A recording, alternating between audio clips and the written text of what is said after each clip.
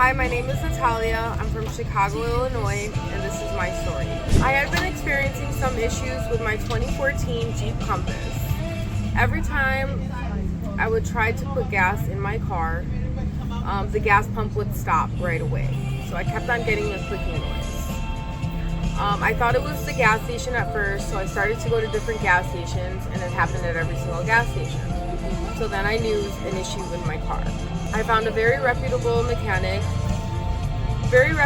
local mechanic near me, and I took my car there. They gave me a loaner car.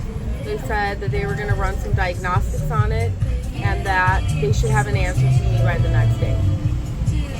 When I returned the next day, they told me that there was an issue with my whole gas tank and the whole gas system.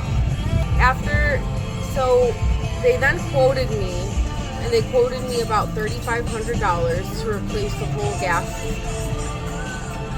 I took that back home and I spoke to my father, and he told me that that was absolutely ridiculous and they were out of their mind. So my dad then gave me the information to his mechanic, who he really trusted. I took my car there.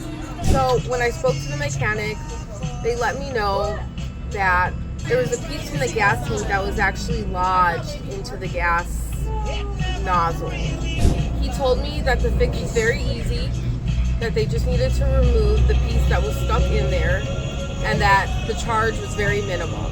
I understand as a woman how hard it may be to find a mechanic that trusts you and that doesn't think that they can scam you for money. I've experienced many situations like this in the past, and it's really difficult to find a mechanic to coach you correctly when they think that you have no idea about a car. Why I like the idea of your company. I believe oughttoknow.com will be extremely helpful for men and women so that they don't get scammed by their mechanic anymore. I would suggest that you hire oughttoknow.com. They provide you with the experience and the knowledge that you need to know.